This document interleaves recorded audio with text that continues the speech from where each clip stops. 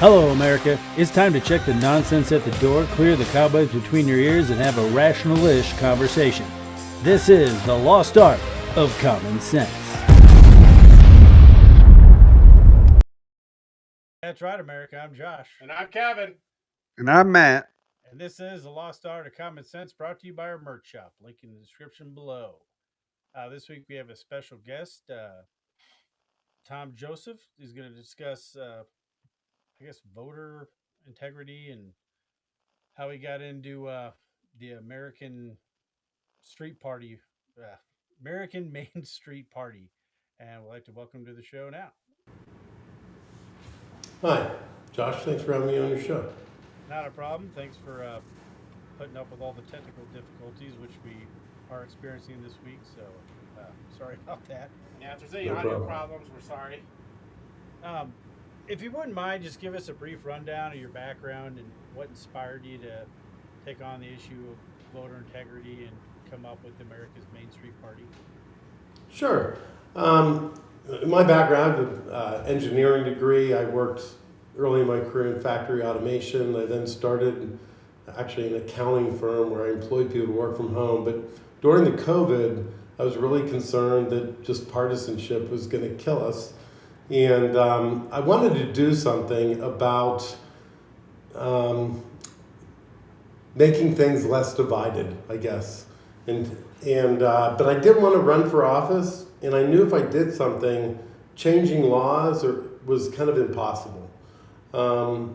So I kind of came up with this idea of a free and equal contest that we put into gerrymandered districts, and being that if you can't fix election systems, create a new nominating system and then elect that person. But basically use technology to create a completely level playing field so that real common people can be elected to Congress the way the framers intended. That makes sense. I mean, has the way we vote nowadays with technology and things like that, even when it comes to our nominations and our primary elections, stuff like that, has it gotten worse, better with technology, or is it kind of just befuddled right now? I think our confidence is shattered, but I think if you look at results, I mean, the people that go to Congress kind of go there every year. If they want to run for election, they pretty much get elected, and nobody's really complaining about the results. And I always joke that if you're a foreign government, why would you mess with our elections? We're doing a really good job of messing them up on our own. But I don't think that there's really, when you look at the congressional or state elections, anybody's really complaining about the results.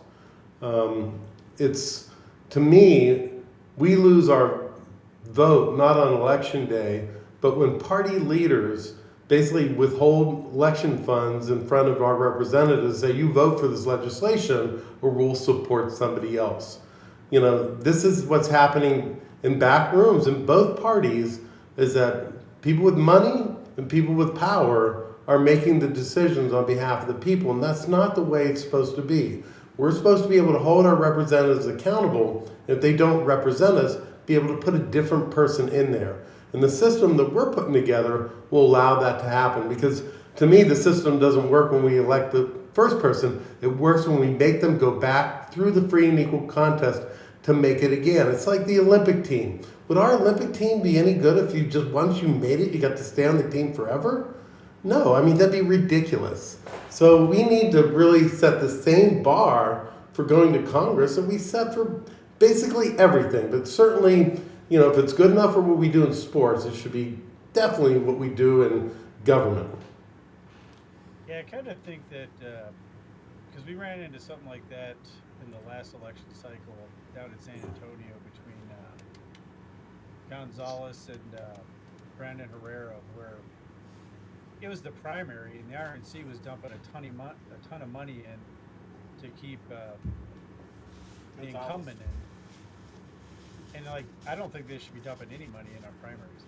I think primaries should be primaries without the interference of large amounts of money coming in just for a primary. I guess if their campaign raises it through donations or whatever, then it is what it is. But it just kind of bothered me that a decent amount of RNC money seemed to go into that election during the primary. I guess because we're worried about the Democrat running against them. But we always seem like nowadays people seem to go to Washington as a career, and they're not there to actually represent the people, which is why I'm really intrigued with the movement, because I kind of feel like Washington should be a rotating door representation. It really, you know, and I think that was, I studied the history on this, and there was one of our framers, a guy that's not very well known, a guy named James Wilson. He played a major hand in writing the U.S. Constitution. He's from Pennsylvania, where I'm from. And after he wrote the Constitution, he was charged with going back and rewriting the Pennsylvania Constitution, which at that time was a mess.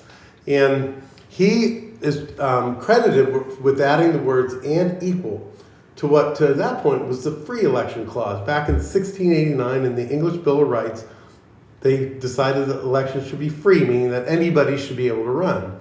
But after 100 years, I think Wilson realized that it's not enough to run, it's got to be fair. And he actually did his inaugural law lecture at what became the University of Pennsylvania Law School. He invited President Washington, Governor Morris, both the legislatures of Pennsylvania, which is a big deal, and Congress for his keynote address, and it was on the free and equal election clause. And what he said is that free and equal elections were the fountain of democracy, and if you didn't have them, it poisoned the entire system. And if you look at what we have, I mean, I think our system's pretty poisoned because we don't have fairness in the elections. And his theory is that if we clean up the elections, it'll clean up the entire system. It would take time, you know, to really ripple through the entire system. But you start with having fair elections, and then maybe all this incivility will go away. Yeah, I think having not the richest person win, a person who's actually dedicated to helping the country would be a major change just in politics alone. I mean, instead of just a way for stoke somebody's ego and winning and not really do anything in Congress. Congress seems they'd rather push everything off to bureaucrats right now than do anything themselves. And I think we want people, like you said, the common person that, you know, just a common citizen that maybe wants to do good for the country. And I think what you're talking about, I mean, and what you want to do would greatly change how things go. I mean, and God, I really do hope this works out, because I think we need that in this country. I mean, I do. The system's broken right now. Very broken. And what's interesting is that I uncovered a loophole. I mean, this is something we could have done years ago, but because I was looking at the aspect of technology doing it, and I wanted it to be fair, I had the idea of them not using money. And the loophole is that if a political party, if somebody who wants to run for Congress doesn't spend money, a political party can do whatever it wants to determine who that nominee is. Once people start spending money, now they have to form a committee, get donors, do all this stuff. So by creating a moneyless system, it's actually makes it fair. I mean, it's kind of crazy that the one thing that everybody hates about the system, when you take it out of it, it makes it legal. And while I was putting this together, people kept saying, no, this is illegal. You can't do this. And finally, you know, when my election lawyer looked at it, he's there like, yeah, if you don't have money in the system, you can do whatever you want. So we're using a political party to basically be a tech company. You know, we're masquerading as a political party, but we're putting a tech company inside a political party and having that publish the system, and then using local committees run the contest, like Olympic organizing committee. So our political committees that would be in Texas 37 or wherever, they'd be the ones using the software to administer the contest, but they're not filtering. They're allowing they're making sure that people follow the process and that we basically sign off on the process.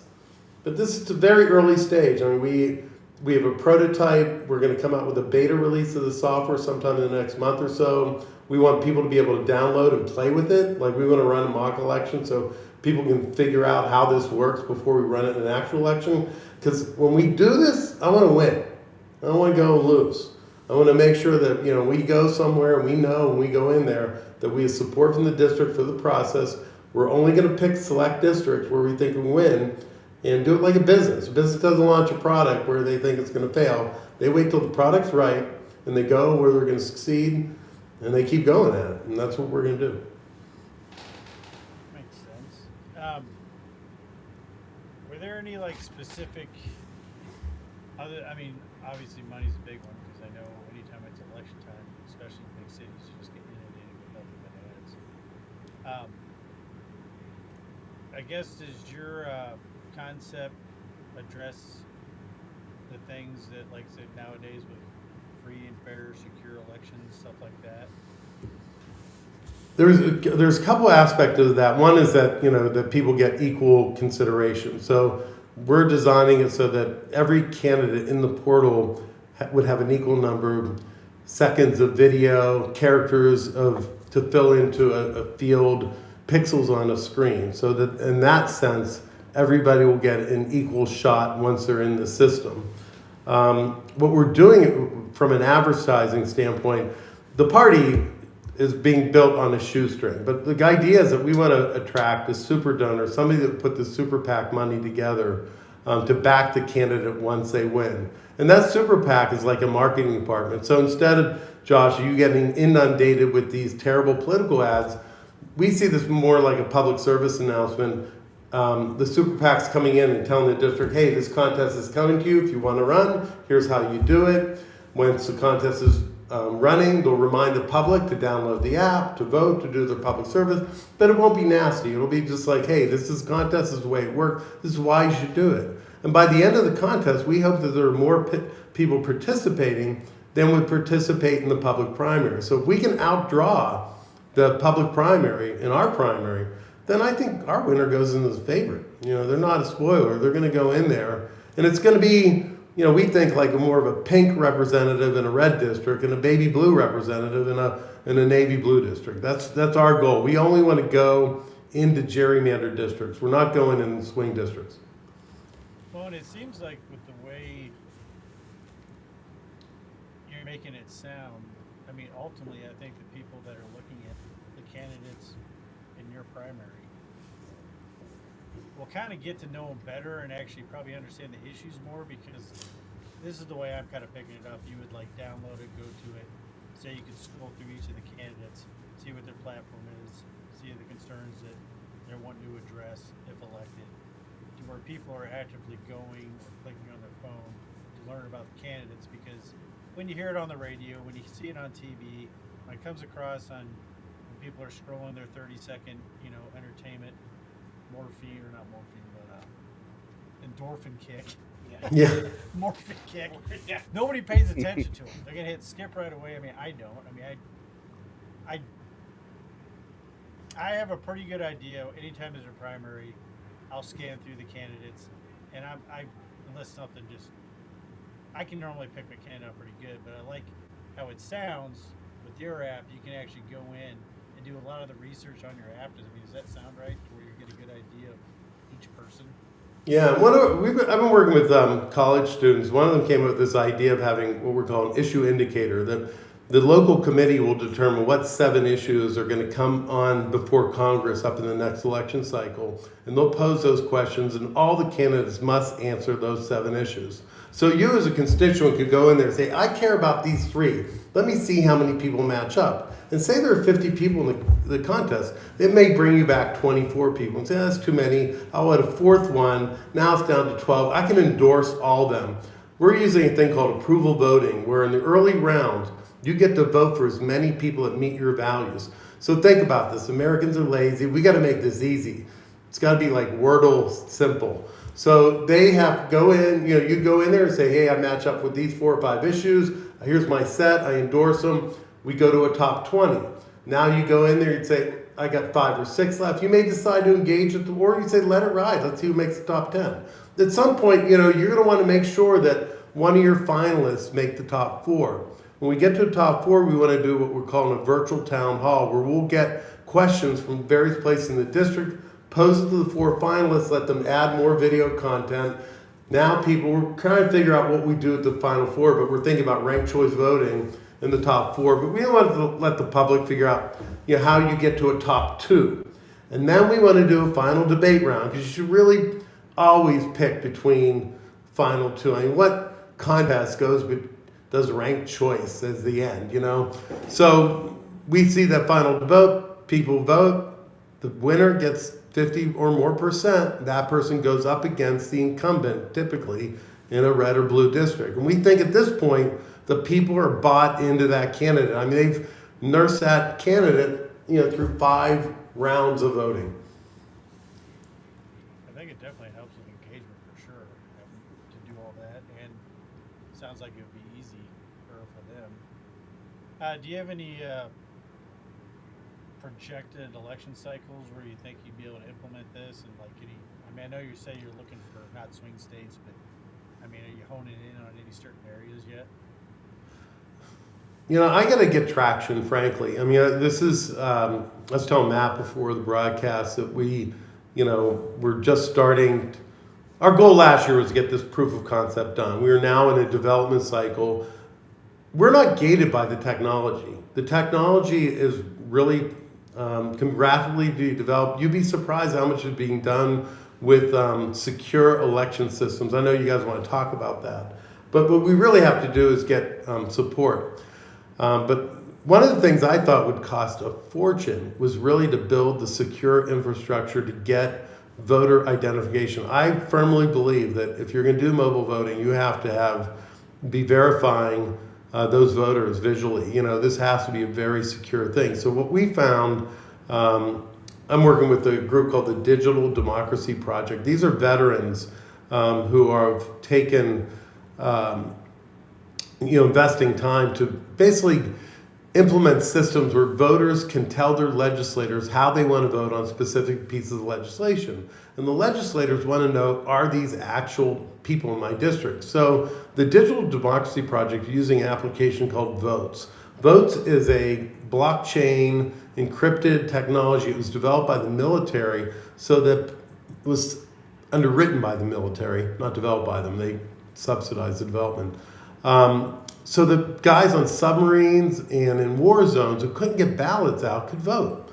So this started like 8 years ago. Now, Votes is also implemented in states where people have a hard time getting to the polls, like Alaska because of the distance, or maybe they have disability issues. But basically, before they submit their vote, your phone looks at your face, it verifies against your ID, it encrypts it. I mean, this has been all securely done. And it's not the only one out there. There's also Secure Internet Voting, S5E.org.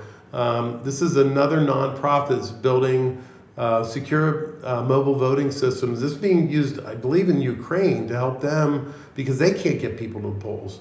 And there's also Tusk Enterprise, the guy Bradley Tusk in New York has a mobile voting technology that's been used in Alaska and Utah. So the secure mobile voting is here, it's happening, and it's being accepted by the states, and nobody's really questioning it because it's happening on such a small scale. But I think if you look into it, you'd be pleasantly surprised with the amount of development that's happened there.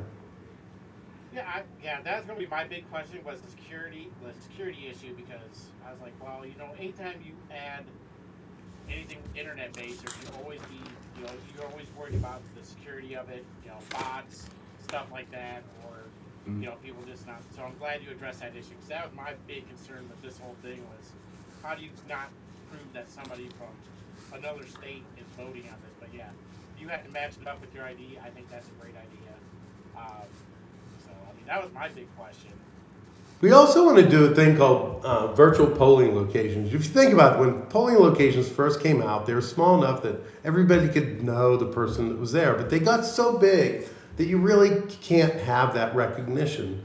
So my thought, if everything's mobile and it's all computerized, we can make the polling locations be like your apartment building or your school district or your, you know what I mean? It could be small enough that you really do know those. And you could have a map and you have dots on it. You don't tell who voted, but they did vote. So you can say, hey, Matt, did you? So you can say, no, I didn't vote. I'm dead. I couldn't vote.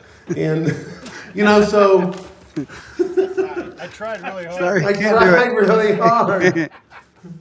You know what I mean? That Sorry, there's Stan. ways you can do this if you completely make the commitment to technology. My thought is that, hey, in 100 years, are we doing it the way we're doing now? No. So how do we get to where we're going to get now?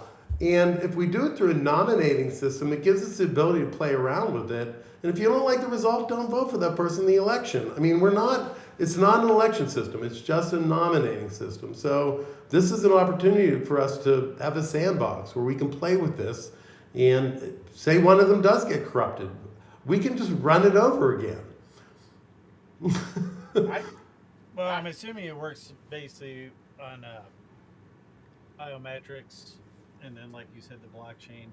I think I mean, it would be great for that to be adopted for elections for local.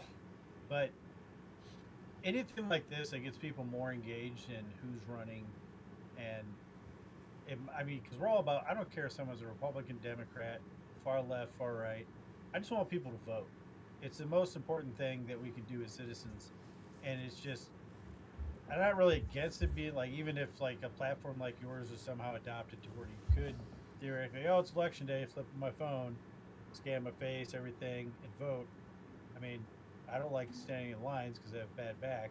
So if I could do that, cool. But I do like how it seems like the tech that you're working on and the app that you're creating is just going to get people more engaged, and hopefully that results in bigger election turnout. Because It's a contest. Somebody complains, and then they It's a- find out they didn't vote. Yeah, make it a contest. Make it compelling.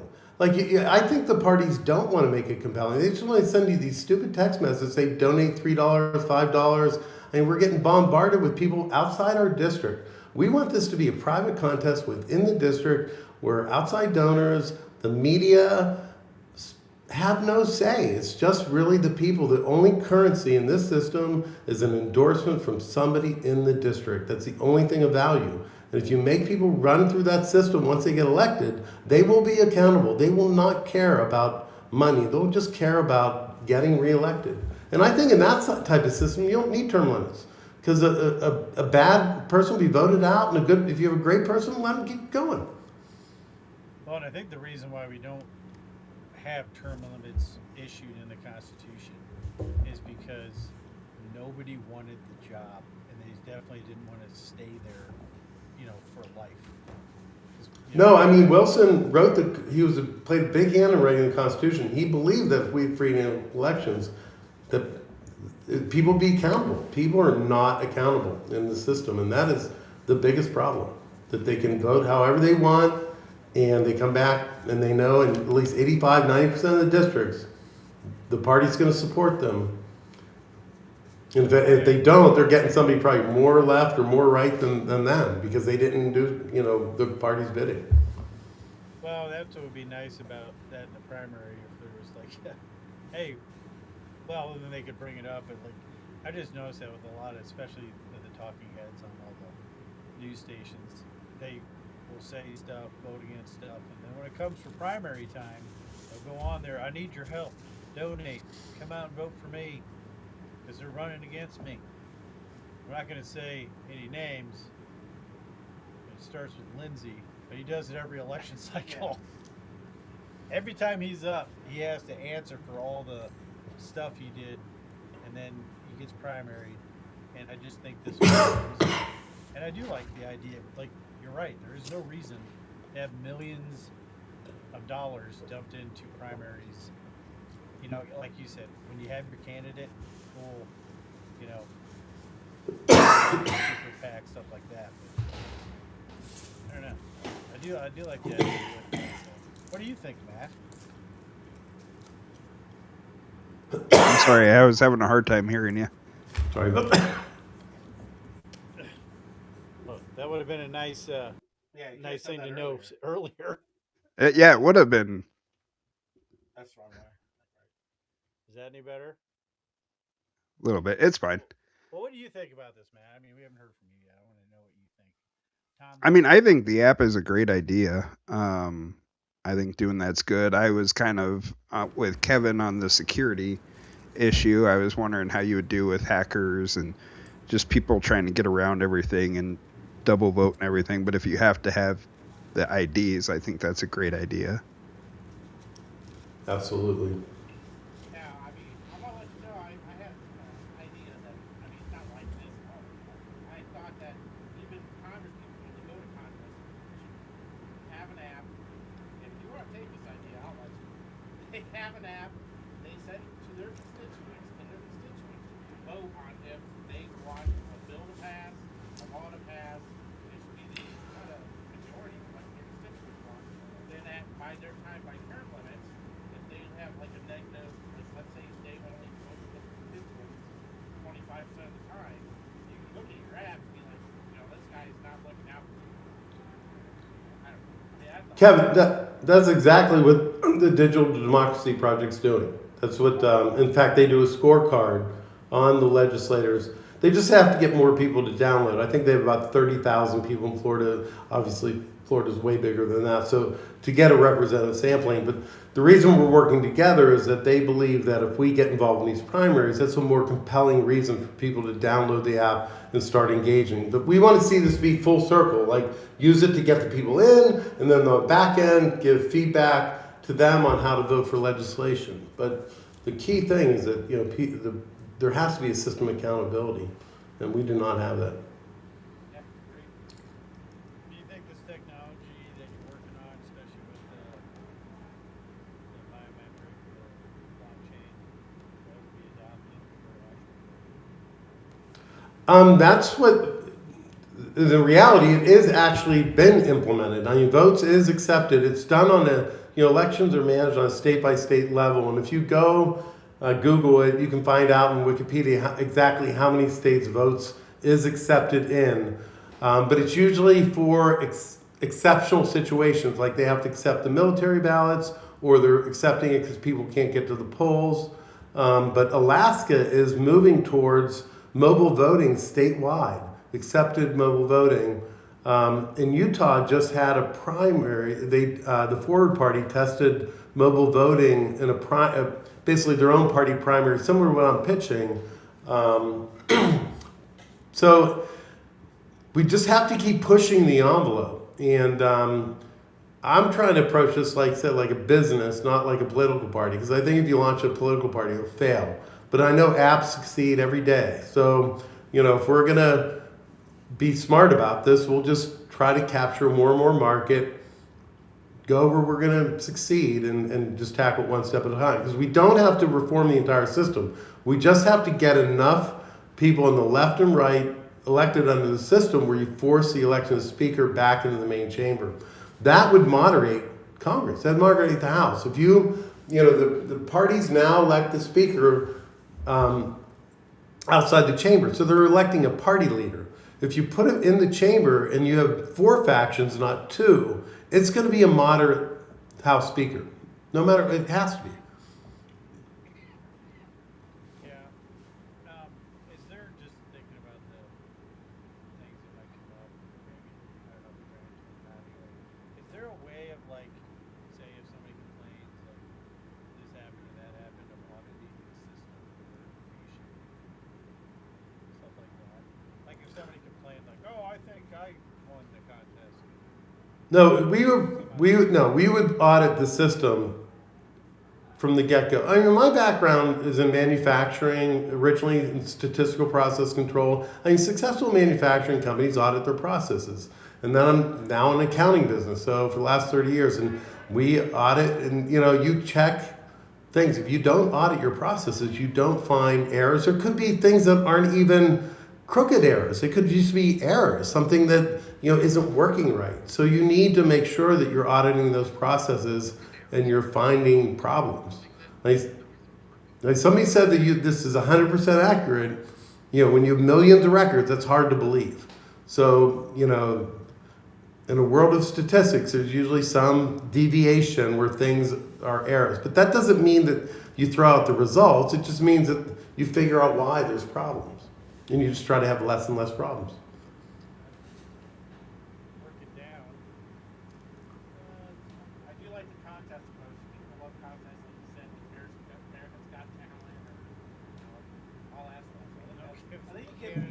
We, we watch curling. As a nation, we watch curling. If we make this interesting, I think we can outdraw curling. So, and I do that'd think be that good. people care about politics and, what they're doing. And the problem is that right now the parties don't make it interesting. They just ask for your money. They don't really ask for any information. The amount of money they spend just pouring information one way, and they never ask us what we want. That's definitely the worst part about primaries and I think that's why people always vote for the incumbent. I mean, I live in Iowa, and I'm under Chuck Grass's district. He's been in Congress since I've been born.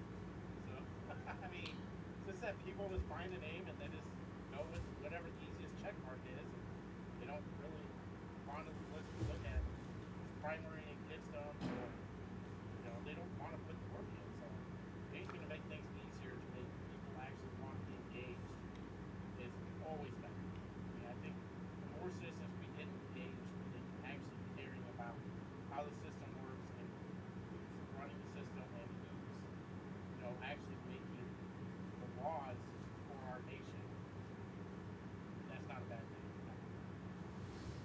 Well, listen, I want to make sure your listeners know where to go. At this point, we're looking for traction. I mean, donations would be fantastic, but there's a change.org petition that we have, and we really like to get people to click on that. So if they go to mainstreetparty.org, they can learn about the nominating contest. There's a couple videos on there. One, there's like a little 1-minute thing that explains the contest, but we also have demos of the prototype. So I work with college kids at Penn, Drexel, Haverford, Temple.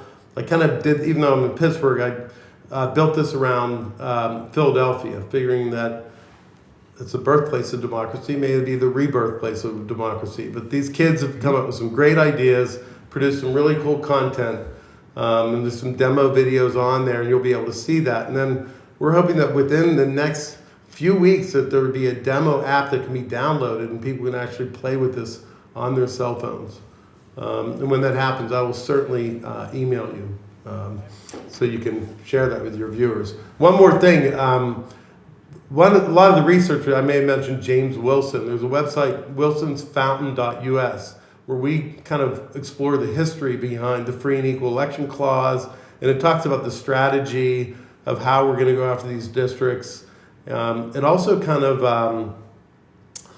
the theory behind how to use a super PAC, a political party, and these local committees and candidate committee in a different way. We're basically we're using the same structure, but we're changing the rules to restore the power for the people. Right now, the candidates have the power. We're going to use a committee system way that allows the people to have the power. We'll link your website. I'll edit these to add it to the description. Anytime we add something new, we keep it in until the end of the year, so we'll keep it open. Cool. If not, continue. But next quarter, I guess. We'll mark that down there so everybody knows. Is there anything else you wanted to cover, or Matt, do you have any questions since we only heard your angelic voice a couple times? It's okay. No, I'm good. I really appreciate you coming on and dealing with the technical difficulties today. So I really appreciate it. Yeah, if there's anything else you want to cover, go for it. No. Like I said, we'll keep you in the loop. Video updates. We really don't want to do outbound email, spam, that kind of stuff. We're going to do very limited that. But assuming you'll be interested, that we'll send you updates on that. But we're going to try to treat our constituents like customers, and change the whole experience for them. And if we treat them like that, we feel like they'll reward us by participating. Yeah, I think it sounds like you're on a path of doing something that's very engaging. That's probably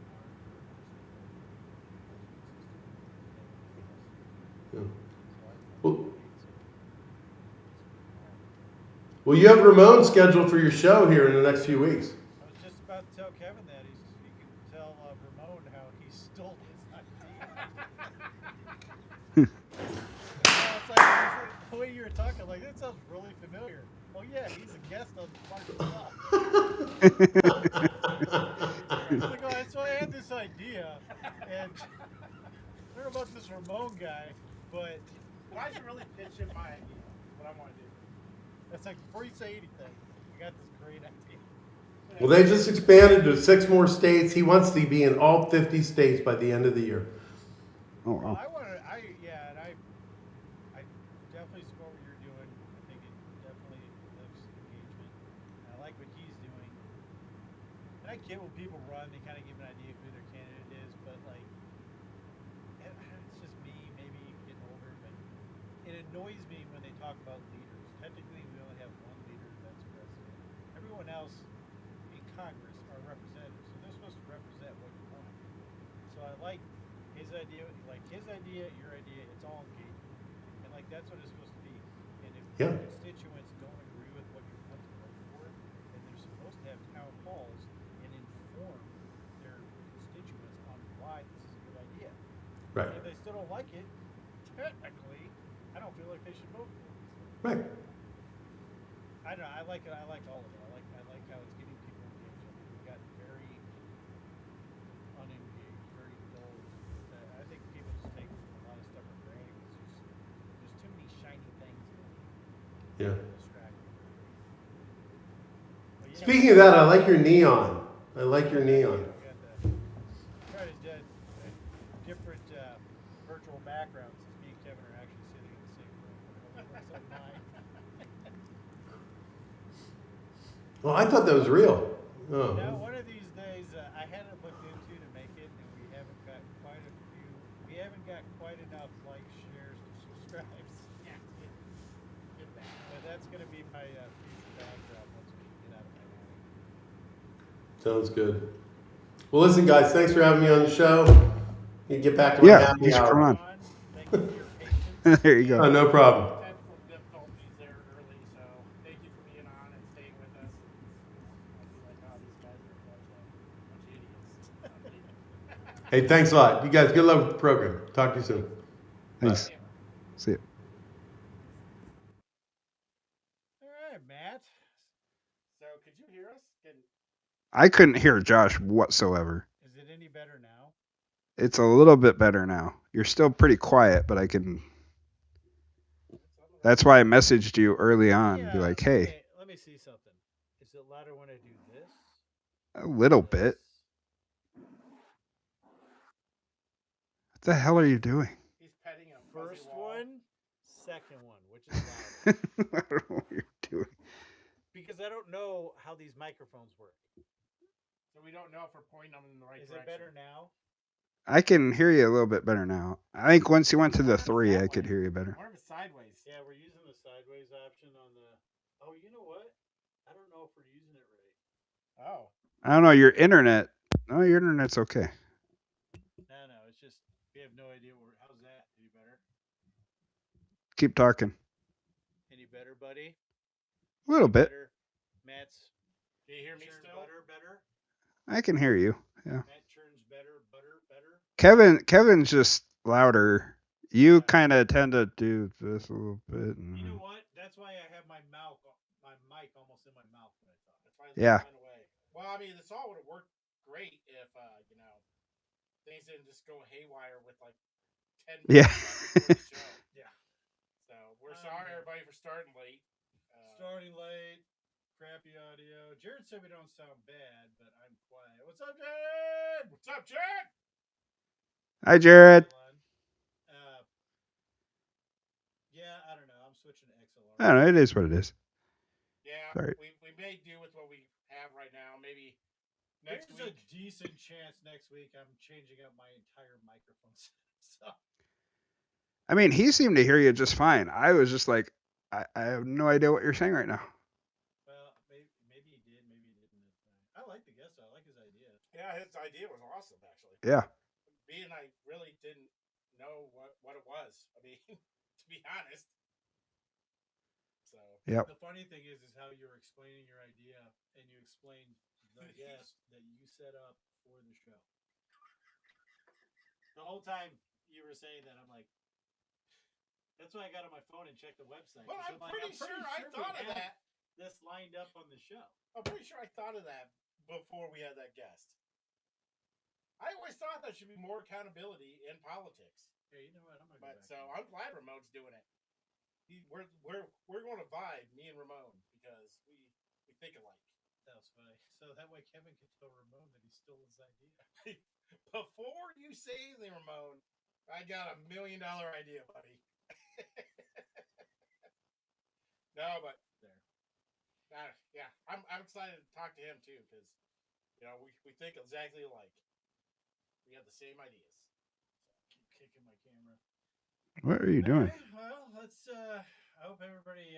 I noticed I didn't save when I updated all the notes. So all the notes you got are from last week. No, 2 weeks ago. 3 weeks ago, maybe. I don't know. Whenever the Grammys were. Yeah. I was gonna say, why are we talking about the Grammys? I'm like, Josh, what is happening with all these happenings? I'm like, no, I rewrote them, and then I'm like, oh crap, I didn't save them. Yeah. The wrong notes. At least you sent the right questions, I guess. Even though they weren't really pertaining to. You know what I don't like about having Kevin in the studio? Makes it real hard to sneak in the. Got a load in my pants. Well, I can't do anything. The computer's way over there. I know. That's why the mouse is over here. Let's go into winners and losers of the week. In my book, you're a winner too. I think you're a loser. Who's your loser, Matthew? My loser would be Ilhan Omar, just for being a lying. Dog-faced pony soldier. There you go. That works too. A twat waffle. The U.S.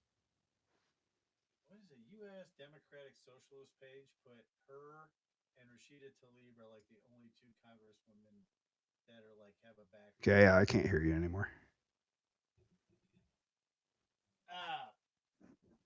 The U.S.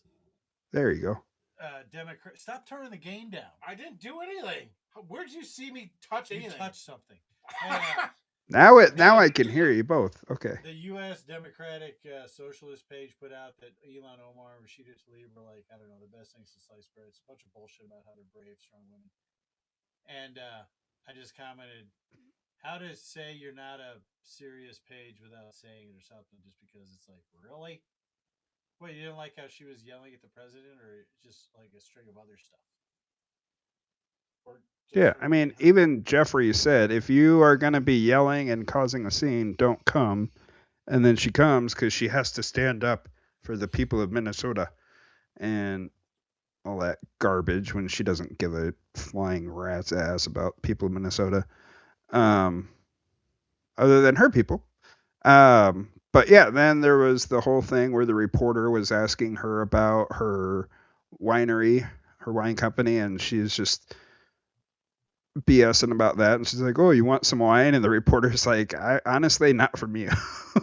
Fucking it tastes like apple She's like, cider vinegar. She's like, oh, you want to buy some wine? Honestly, not from you. It's probably what was in that syringe. Right. We have one kind of wine. Banana and rice. Ooh, banana and rice wine. Ooh. Oh, yummy. I've had rice wine. Have either of you noticed? Rice alcohol, I guess. You can make alcohol in anything. Yeah. You just throw banana rice and some vodka. You could put it in there. Yeah, it's a sour. It's a good sour. So, did any of you notice? Because my loser, I'm just gonna jump to mine. Okay, well, whatever. Just cut in front of you. Yeah, wait. Is biased media coverage, because remember back when Obama was president and Joe Wilson said "you lie" during his State of the Union speech? Yep. He got excoriated. Oh yeah. In the media, in the papers, by his colleagues. I think he even got censured or something like that. And now it's just commonplace to have a bunch of assholes yelling, well, I don't care who the president is. Because even Marjorie Taylor Greene. And Lauren Boebert or whatever her name is. Yeah, they just sit there and yell like assholes. It's just commonplace now. There is no decorum. No, and there should be decorum. And they lit that dude up. And all he did was tell the truth, because technically he wasn't. He was Obama lying. was lying. That's my lie. Or that's my loser. And lie. My loser's every Democrat that went to the State of the Union for not standing up for Mm-hmm. young lady that was killed on a bus. For not all of them stood for the 2 Medal of Honors. Who did Pocahontas stood for something? She stood up for.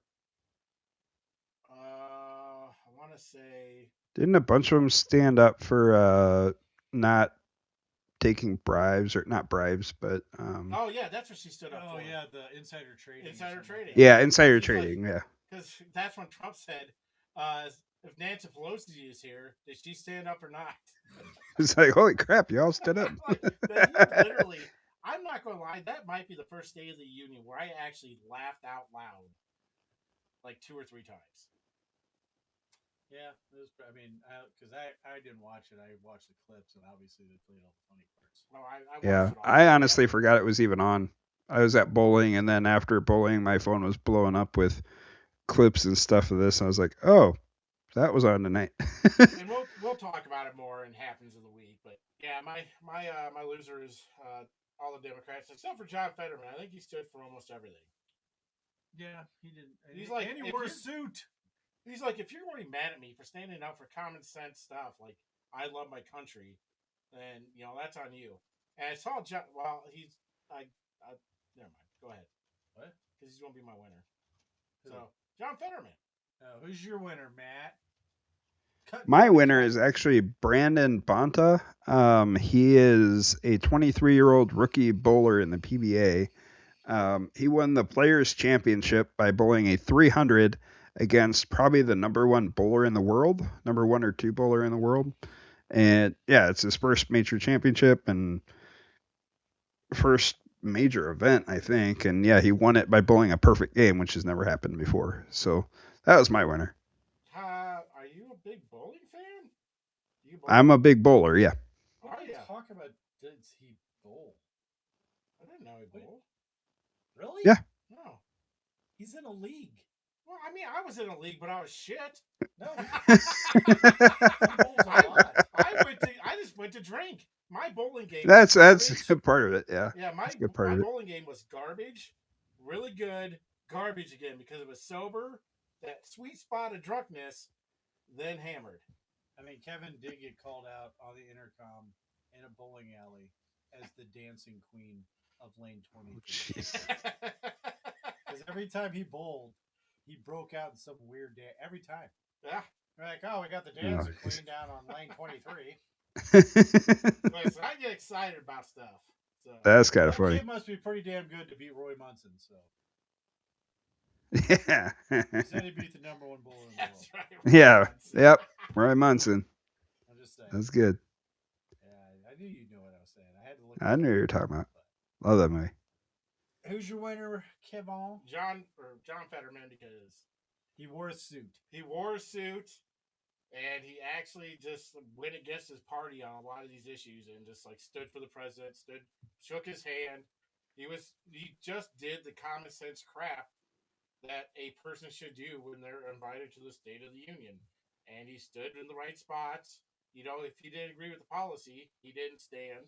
I mean, I'm good with that. Whatever, but when you're saluting heroes, when you're honoring people that maybe their child died, you stand for that and you feel for them. You don't be an asshole and sit down, pretend you want to be anywhere else. So John Fetterman, I guess he's actually polling really well with Republicans. And he's polling in the negatives with Democrats. He's 16% with the Democrats, 63% with Republicans, and 48% with. Well, what do you think he should do? Run as an independent? Why not? I mean, he's not gonna. But he doesn't really vote. He votes pretty much party lines on most things. Probably 90%. Well, the funny thing is like, and it seems weird to say because I always felt he was pretty far left when he was running. Like, he really ran as a pretty far left person, and then he had a stroke. And now he's like a Kennedy-style Democrat. Yeah. Like, if he were to... The stroke actually, helped him, I don't know, connections were made. I'm going to say watch it, because we got an appearance request in. I know. I'm just saying, like, I think.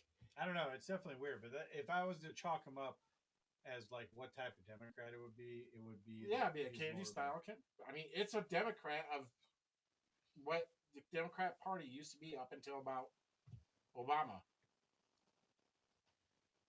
Even Gore was a moderate for the most part, but then he made his little "The World Will End in 10 Years" movie that didn't play Fahrenheit 9/11. Yeah. Is that what it was? Yeah. Oh, It was great. So who's your winner? My winner are Jersey hockey fans. New Jersey hockey fans? New Jersey hockey fans. The gentleman who scored the winning goal in the U.S. hockey team, the entire men's team has been catching a hell of shit because, they celebrated, had Cash Patel in the locker room, joked around with Trump, agreed to go to the White House, went to the State of the Union, and when he walked or skated out on the ice in New Jersey, that place just shot up in USA, USA. So they're like there. They supported it. It wasn't even political.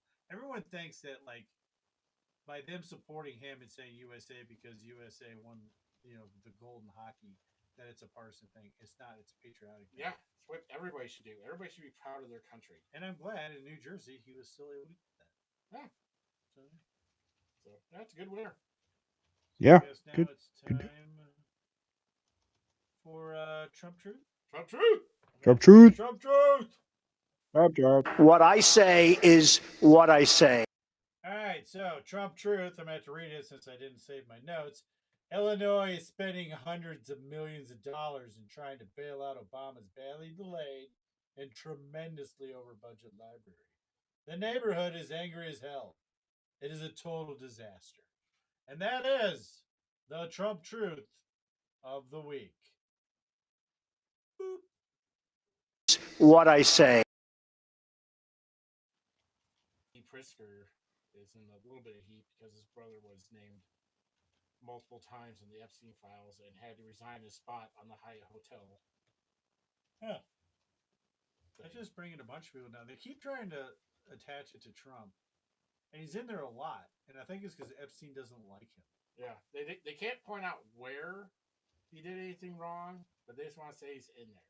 So, well, they make up a bunch of fake allegations and then have no proof of it. Yeah. And if you have proof, then show it. Yeah, which they never do. So they're always like, "Oh, he's hiding it." But I mean, that's always going to be. Yeah. Well, let's roll into Happenens of the Week, brought to you by. Elevate your cook with Yummy Tummy barbecue sauces. Founded in Amarillo, Texas by Quad City Iowans, we craft every bottle with whole ingredients like ripe peaches and zesty jalapenos. Our pride, simple, easy-to-read ingredients delivering bold, smoky, and tangy flavor. Visit YummyTummyBBQ.com and pick the sauce and or sauces that's best for you and taste the honest Yummy Tummy difference. Use promo code LOSTCOMMON for 10% off your first order.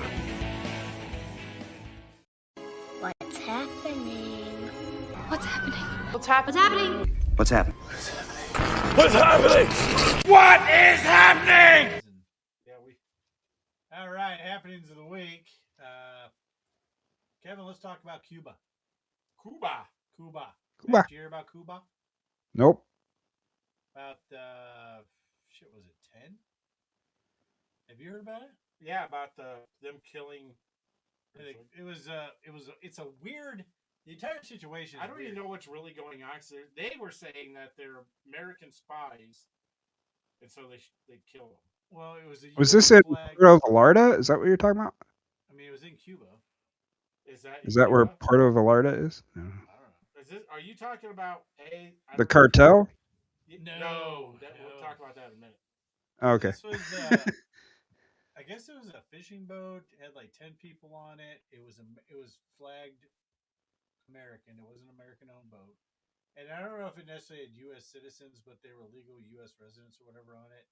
And the Cuban Navy just like lit it up and killed like 6 of them. Yeah. Dang. And everybody's trying to figure out what the hell. Because like for one, now granted, it's not hard. You you can sail to Cuba. It's not that far away. I mean, people sail from Cuba to the United Yeah, States on like a pile tires. of tires all the time. Yeah. But, My dad was on a cruise ship one time and they got a little too close to Cuba. And he was saying, he was like, yeah, he was on the top of the cruise ship and he was looking out and there's this tiny little boat, but then as it comes closer to him, he figures out, it's like, that looks like a big ass machine gun. That looks like missile. It's like, and then I don't know if they fired a shot in the air or something, kind of warding the cruise ship, and then all of a sudden the cruise ship was like, and we're gonna go away. And we're moving to. well, if you go on any cruise that goes to the South Caribbean, you sail around Cuba. Yeah. I've been around Cuba a couple times on my way to Aruba. It's actually a pretty good. I heard they have pretty nice resorts actually in Cuba. Well, they did. Did you know? Like, I think it was like 70 or 80% of all the infrastructure in Cuba when the Fidel took over was owned by America. Really? It was all American assets. Huh, didn't know that. What do you think? Well, that's why I was listening to Clay and Buck today, and Buck Sexton was saying he kind of wonders if it was kind of like a setup as an excuse to light up Cuba, or it just could be like they were just insanely stupid. Like there is that chance that they're just like, hey, let's go cruising. What's that over there? Yeah, there's always that chance. But anybody who's trying to offer up, and I am included, an explanation on what happened, they're all like, yeah, this could be it. It could have been spies or whatever. Yeah, Cuba's. Well, I think Cuba said they were trying to. These people were trying to infiltrate them and turn the people against the Cuban government. They've literally been turned against the Cuban government since the 70s. Oh, I know, but that was their excuse. Matt, what do you think of Clay Travis's idea? He thinks we should just say screw it and go in and take over Cuba and just make it a U.S. territory. Because We should just take over Cuba. Is that what you said? Yeah.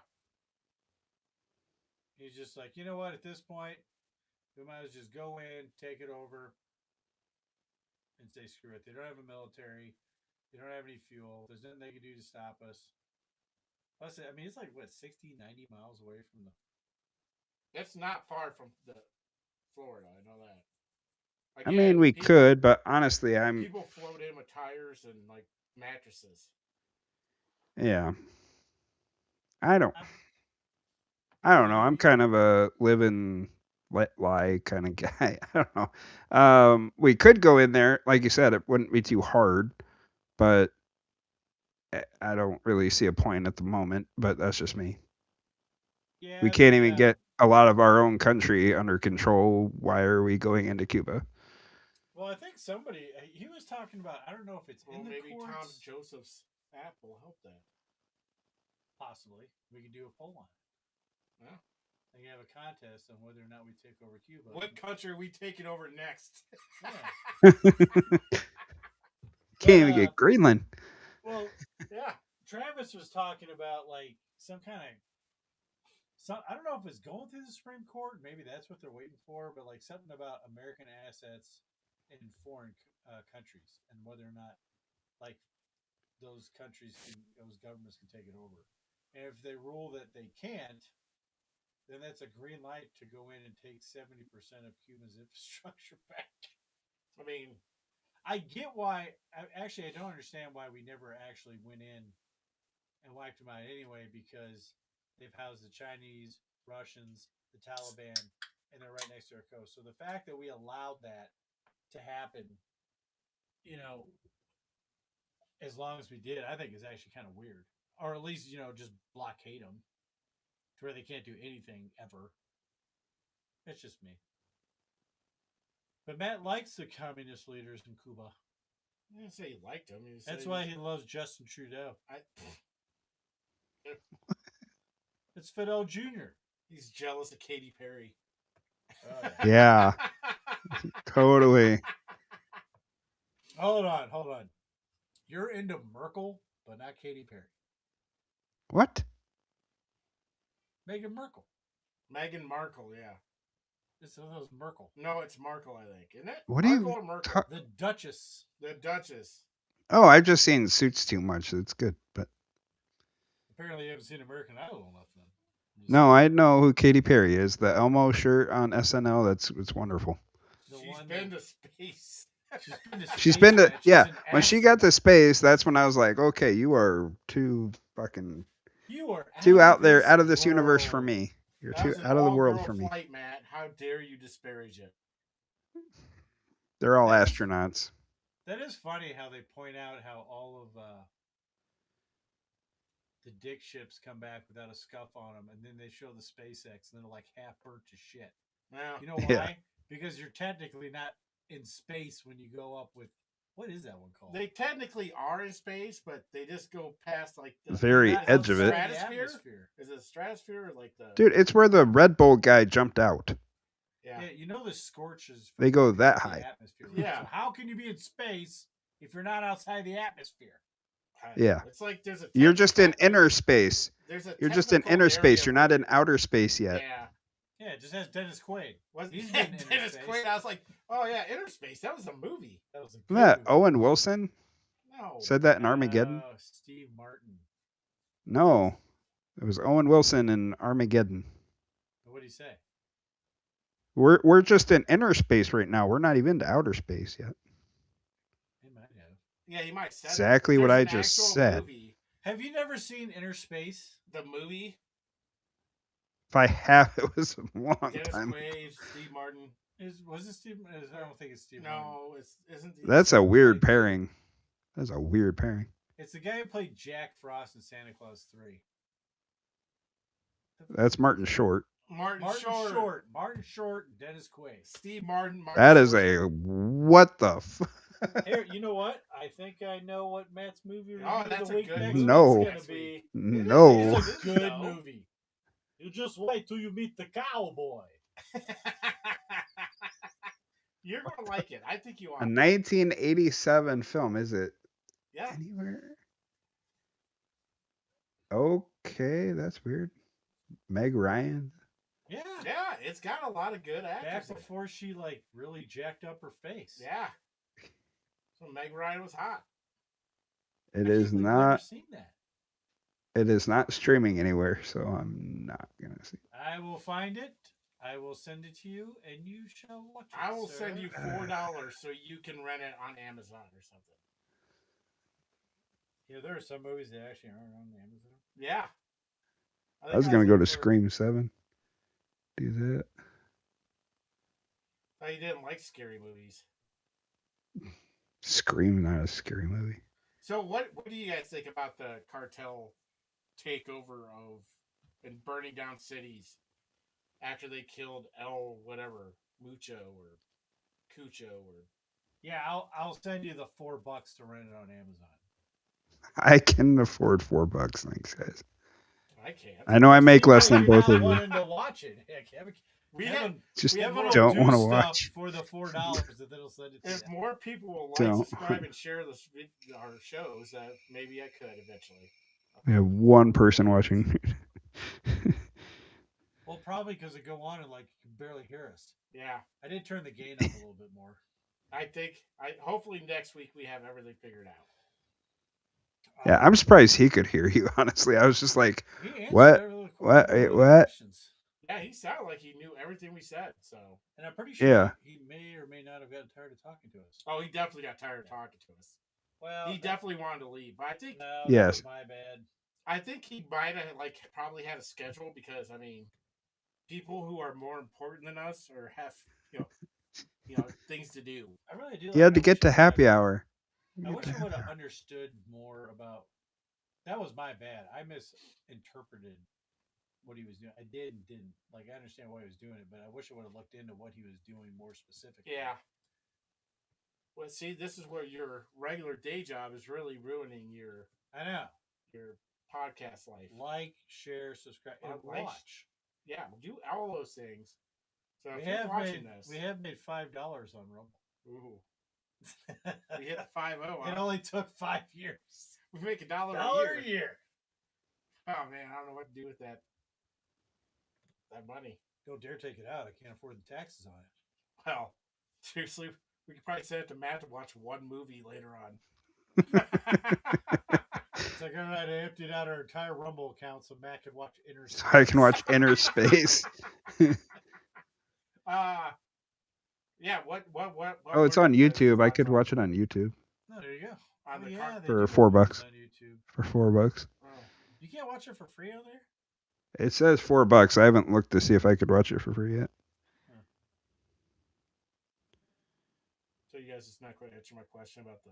I am waiting for Matt. Oh, you're waiting for me to answer that? You can answer that because it's going to take me a minute. You're looking up the story, aren't you? About Mexico. You even brought it up. Yeah, Okay, you're the here's one what brought I it think up. happened. Okay.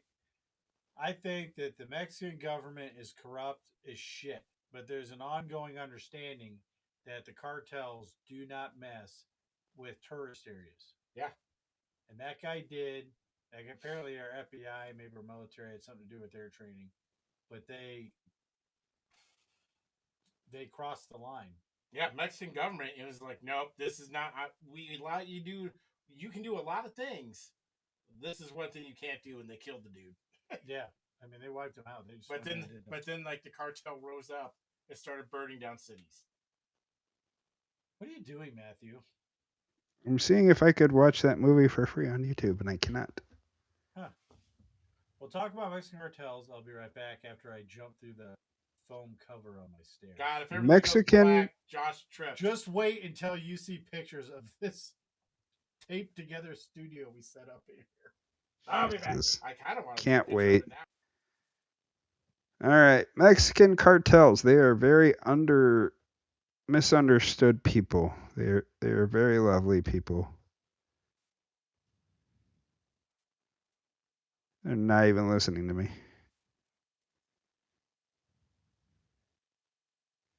What the hell is that?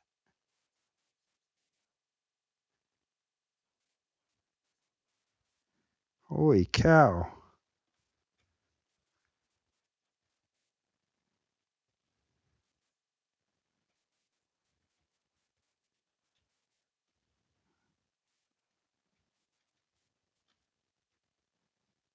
Yeah, now you're trying too hard.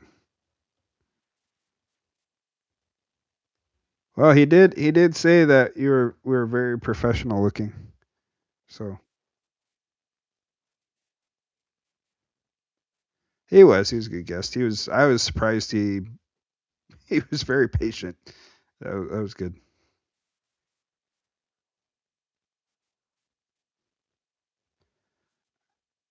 Yeah.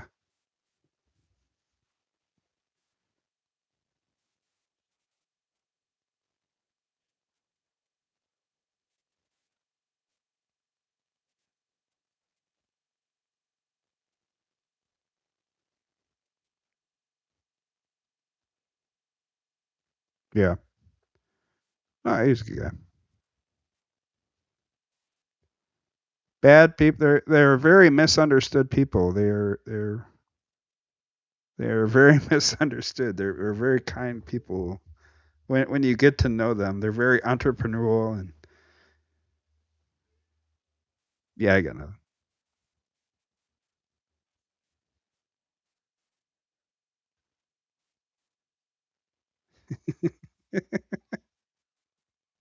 Jesus. Oh.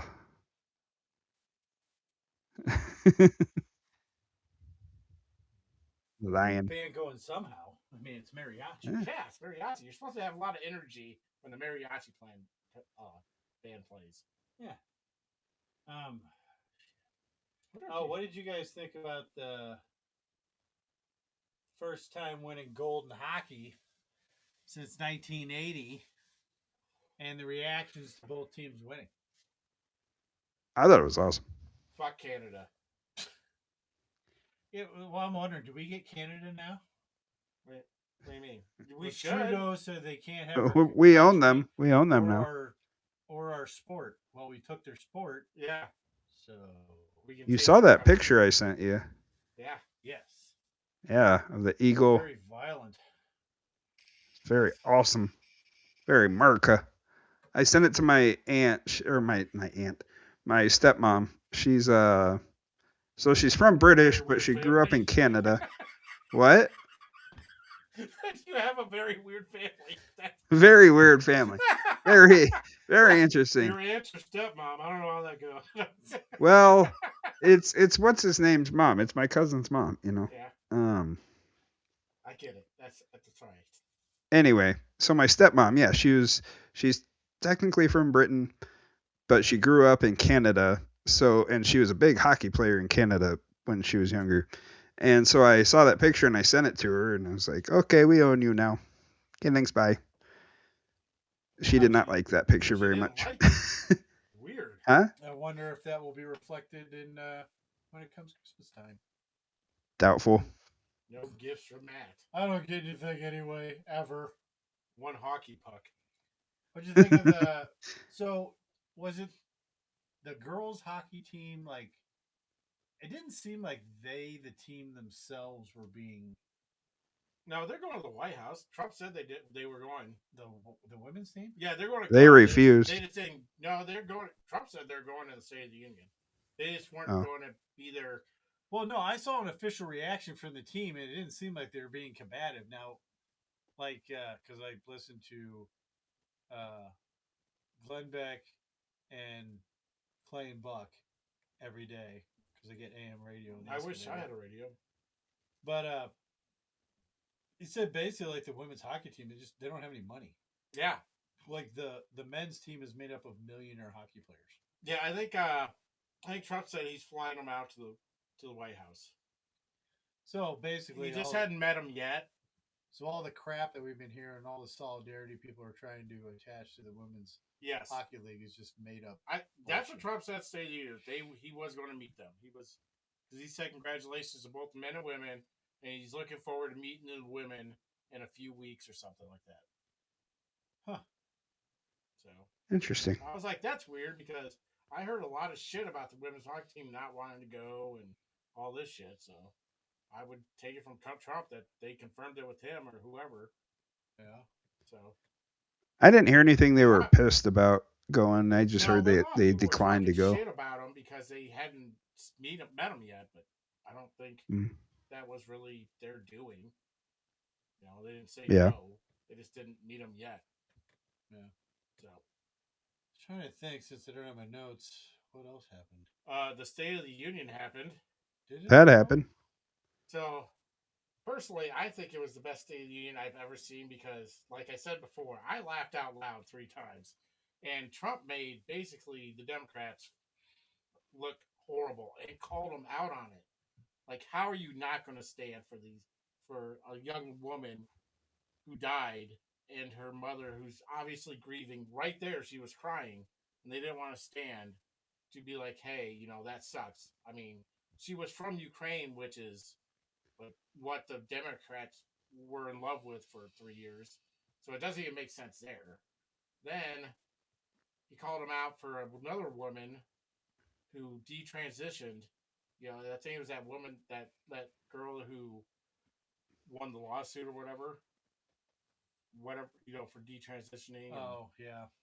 And how, that stuff. And he's like, look at these weirdos. He goes, these are all weirdos who won't stand for a young woman who was harassed and everything else and manipulated into transitioning. And look at these weirdos not standing for her fighting for, other young people. So I thought Trump does really well bashing the opponent. I mean, he makes other people look bad. It's just that the way he does it doesn't make himself look that much better. Like, his base loves it. But I don't think it makes it, like, middle. No, I mean, I don't know. And I don't even know how many.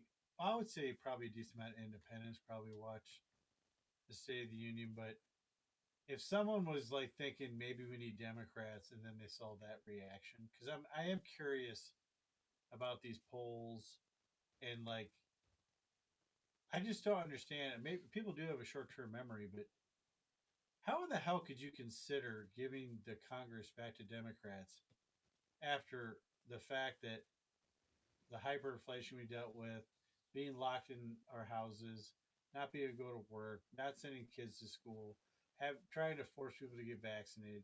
That was all the Democrats. How in the hell could you be like, well, the media says they're mean, So I better vote in the Democrats again. And you know why all the Democrats in the Congress act like assholes? Because nobody respects Hakeem Jeffries. Nobody on the Democrat side respects him as a leader. Obviously, they don't, because he said, don't yell. And that's immediately what they did. Was that Al Green got kicked out for holding up a sign that said, Black people don't look like apes. yeah. Yeah. That's the second time. Dumb. That's two. He's 2 for 2 in Trump's second term of getting Trump kicked speeches, yeah. So, well, I'm not 100% sure he'll be back next year. No, I don't know if they'll let him back. No. Oh, you think? Oh, yeah, because I he might think not. he got districted out. Yeah, he might got districted He got gerrymandered out. Is he in Texas? Yeah. Now, like I said, I'm not gonna lie. I don't care what side of the aisle you're on. If you're from Texas, you need to be known, and they are definitely known. Yeah, it's him and Jasmine Crockett. I'm not saying it's good things. No. I'm just saying.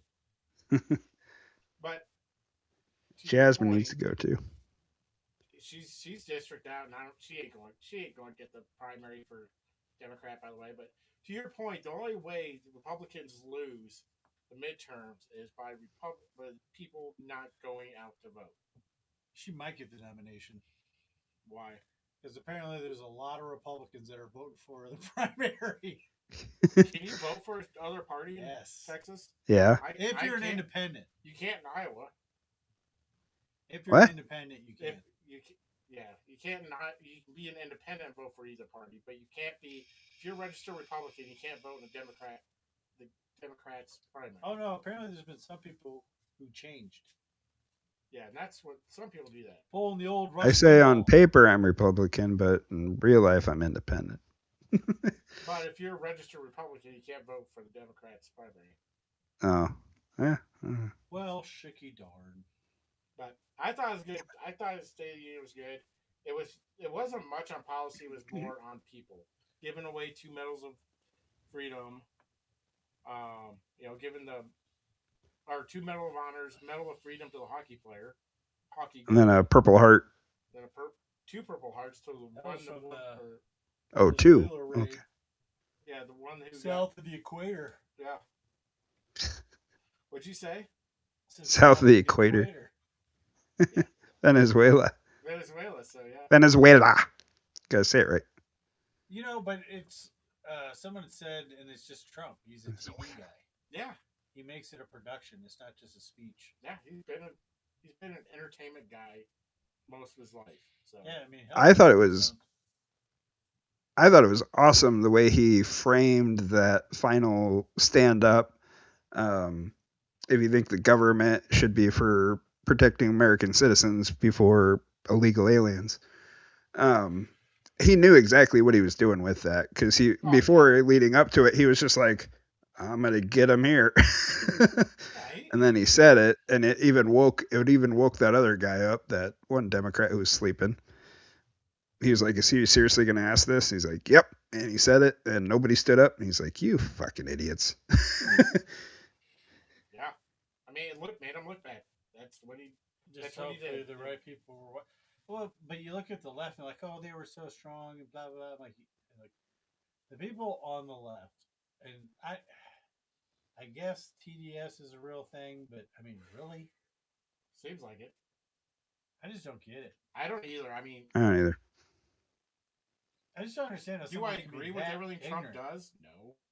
I can look at a person objectively and be like, is he actually trying to make the country a better place? Well, that's what I understand. Like, I think he is.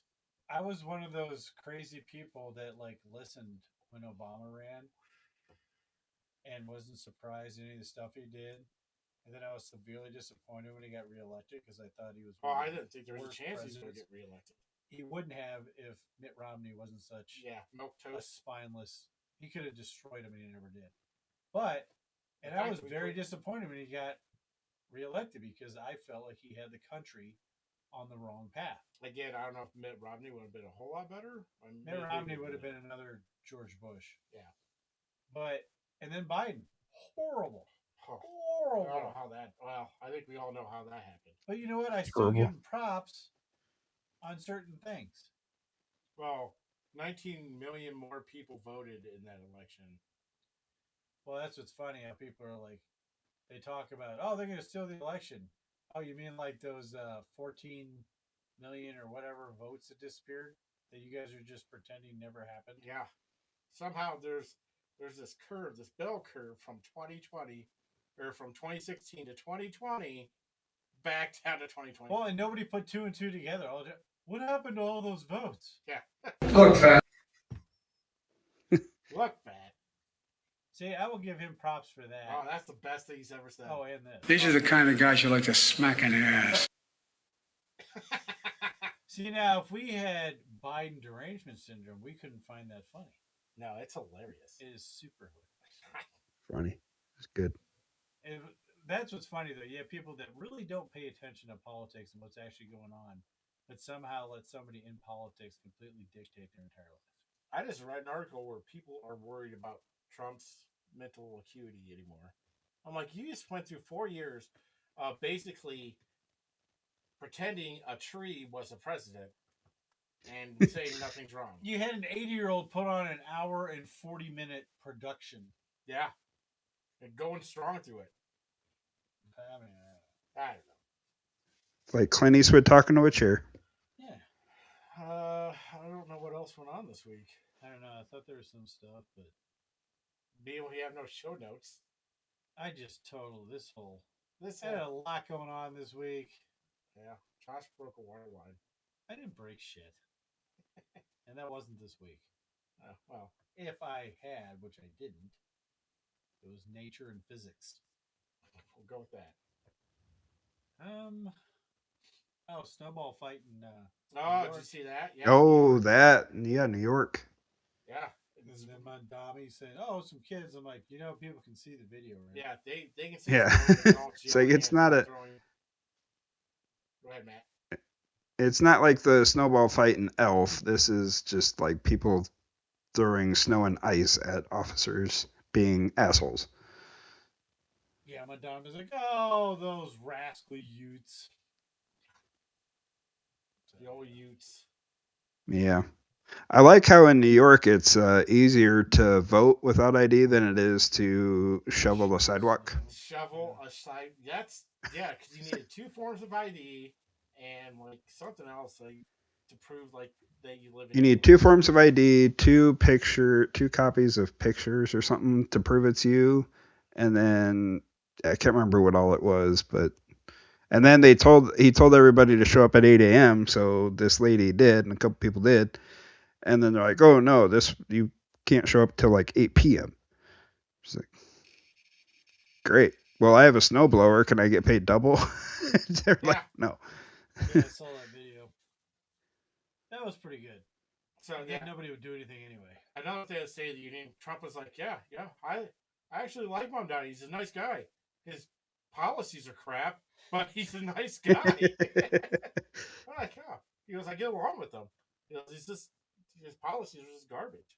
Well, he wasn't lying, so you can be nice. I to be paraphrase. a I don't know what he actually said. He pretty much says policies are garbage, but he's a good dude. So Yeah.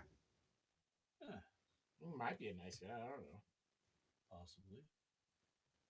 But I think that's basically it. If I can. That means it's time for one thing that I can think of. Oh, the best part of the internet. Oh yeah. Matt's movie review of the week, brought to you by Yes. I churn butter and review movies, and I'm all out of butter.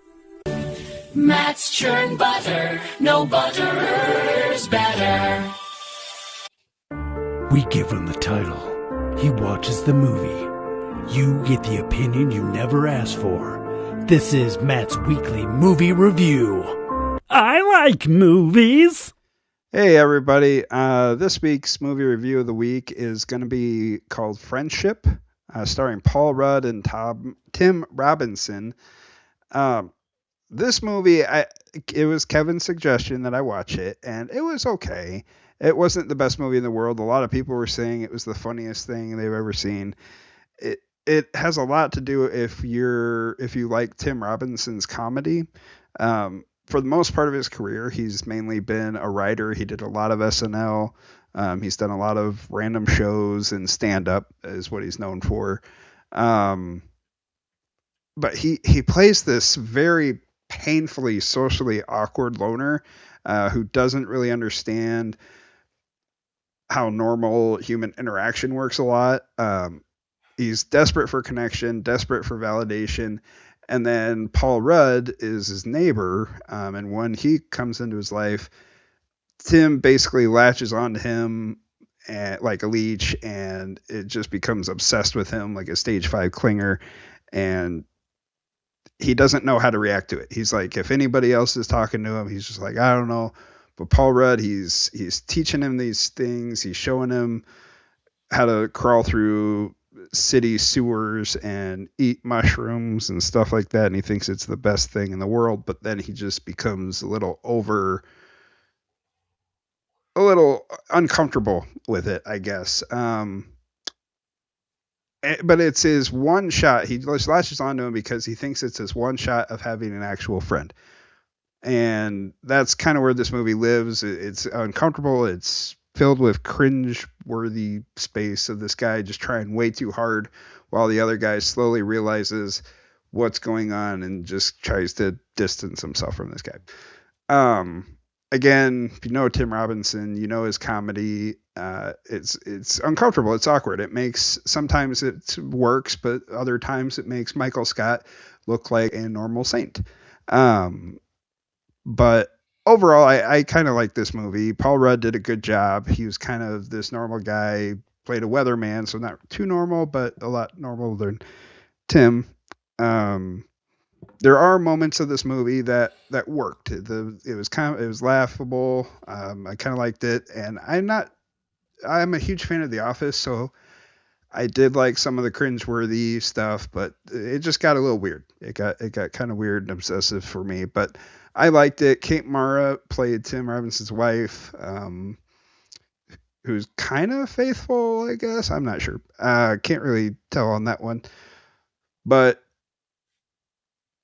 yeah, I mean, it was a good watch. Again, it was weird. I thought it was a little bit weird. I would give it about a 6.5 out of 10. A lot of people gave it like 8s and 9s, but then a lot more people gave it about 6s and 5s and 7s and stuff like that. I would put it about middle of the road, about a 6.5. It was okay. It was funny. If you like Tim Robinson, you're gonna love this movie. Paul Rudd kind of made it bearable for me a little bit. So did Kate Mara, but yeah, that is my movie review of the week on Friendship. Oh, hold on. And just remember to stay curious. I like movies. File thing. Yeah, what happened to the cinephiles?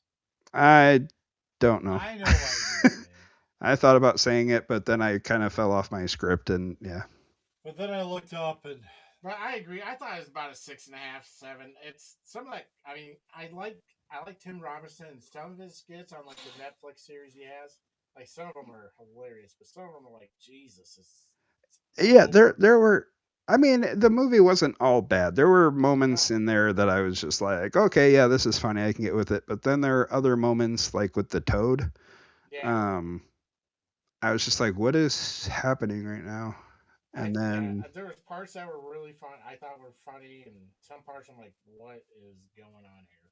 And then when I read other people's reviews, they said this is a movie that you have to watch multiple times because there's hidden meanings and hidden things in there. And I understand. I mean, overall, I understand what kind of message they were trying to do, where it's this guy, he doesn't know how to act around people. He doesn't have any friends.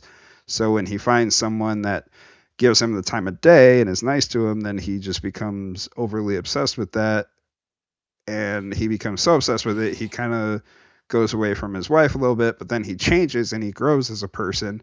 But then when that friendship isn't there or goes away, then he doesn't know what to do, and it kind of spirals a little bit. And then I don't know. It just got weird. Yeah, agreed. I didn't realize that. You sure about that? Yeah, that's Tim Robinson. Yeah, that's him. Yeah. Well, again, he's mainly been a writer. Like I said, he did a lot of SNL stuff. He's done writing for other shows. He's done a lot of stand up, and he's got a lot of random cameos on shows under his He's got a belt. sketch comedy show on Netflix. That's pretty funny. Yeah. So, What's that one called? That one was something like I can't remember. It's a weird name. Yeah, I had it up. Can't remember. I can't remember what it's called. So Hang on. I can't remember what it's called. The Chair Company? No, that's on HBO. I haven't watched that yet. But that just came out.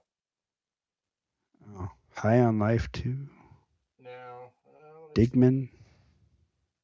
I think You Should Leave with Tim Robinson. That's his Netflix comedy show. And it's pretty funny. A lot of his sketches are in there are pretty funny. So I'd watch that for sure. Yeah. Like probably 2 out of 3 are really good. Then the third one's really cringy, and you're like, eee. Yeah. It makes me feel awkward watching this. Does it make you feel like you need to take a shower afterwards? No. So it's not that bad. No, it's not like gross. Just like, oh, that's just too awkward of a situation. Like, yeah. I don't know if you watched the first season of The Office. Yeah, the first season was. Even the actors didn't think it was going to get past that. Yeah, I thought it was. I was like, man, this is way too cringy in some areas. Like, this is too overbearing. And I'm obsessed with The Office. I love The Office, and this one was like. I usually watch 2 episodes in the first season, then I'll skip to the second season. Yeah. Have you seen the Dan Aykroyd movie Dragnet? Yes. Okay. Yeah. I was going to put Matt on this long string of 1980s movies. I just, for whatever reason, why you guys were talking about, it makes absolutely no sense. I was thinking about goat leggings. Goat leggings? Yeah, I don't know why. Just like you're talking about all this weird stuff and you get weird. I'm like, yeah, like goat leggings. Oh, Dragnet. Dan Aykroyd. Yeah. Well, Coneheads. I don't really have anything else. I like so Coneheads. You've seen Coneheads. Dragnet, but you've never seen Inner Space. Nope. That's so weird. Yeah, it is weird. Yeah, I don't know if I have anything else for this dumpster fire of an episode. It was, I mean, a great guest, and I feel bad for him for having to deal with all our shit. Yeah, I think we're going to have to keep track of him. Like I said, I'm going to put his website in the descriptions moving forward, along with our noticeable authors.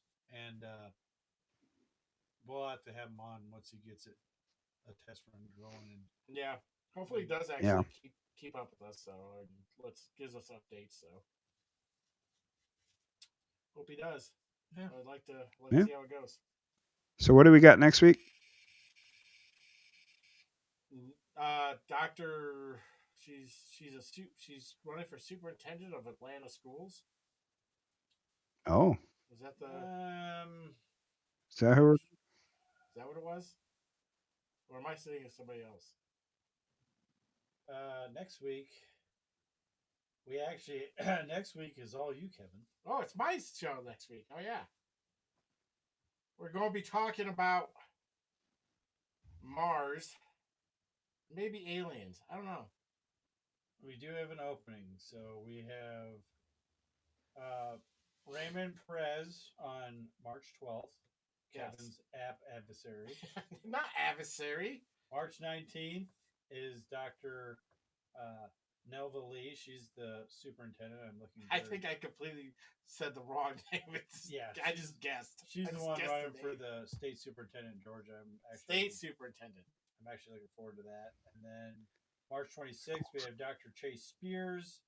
And then on April 9th, we have Christopher Engel, a philosopher. Mind freak. Or that. Oh, boy. He's either about philosophy or mind freak. Chris Engel, mind freak. First Angel, yeah. No, Engel. Oh.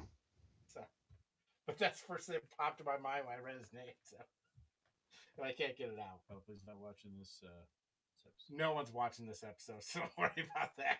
People like Nobody. click on and they're like, "Oh man, this show went to shit." It went to shit once they can't hear us anymore. It's like, wait, what? This is a show where no one can hear us. The funny thing is, I even muted my phone. I even muted my phone and turned up. 2 days, Matt, and we fucked it all up in the last 10 20 minutes. Tried too hard. Getting this ready. Yeah, and then I think we're gonna alter everything next week to where we turn the chairs and just. Yeah, that's probably a good idea. Yeah, I don't know. We're still messing around. We'll figure it out. Oh, and that does absolutely nothing. What? That little, whatever the hell that thing is, I put over the stairs. No, I can hear you clear as day. It's not a sound buffer, huh? I mean, I don't know. Maybe a buff sound cover. Is there a ton of background noise, Matt, from us? No. I can't even. I can barely hear you. I don't hear background noise. See, this is why I don't like this. I don't think we should. Can you hear me better now? Now I can, yes. It's turned towards you. I mean, I can hear you better now than I could then, but yeah, I can't the entire hear. Show I had the microphone pointed the wrong direction. Probably. Oh, I hate USB mics. They're garbage. I'm switching to XLR. I mean, because the funny thing is I have 2 of these Blue Yetis that are like, oh man, you start a podcast, get the Blue Yeti. Yeah, I didn't get one of those. This is my first one, and it started crapping out. So I bought another one, and then the second one crapped out, so I had to go back to the original one, and now I'm done with them. Good chance next week, XLRs. Probably still find a way to jack that up. I like mine. Mine's pretty good. Why didn't we use your microphone, Kevin? I don't know, because I didn't want to undo the stand. Yeah, that would have taken more time than the 30 minutes we spent. We already had the guests waiting for 40 minutes, waiting for us to. Yeah, we were talking about weather and everything. It's like, how much snow did you guys get? Did you guys get a lot of snow? None. Did you guys get snow? He said they got a foot, but not this time. He said, yeah, when the whole East Coast got attacked, we were on the other side of the mountain, so we were shielded. But we got about a foot a week ago. Oh, it's like, oh. Nice. All right, well.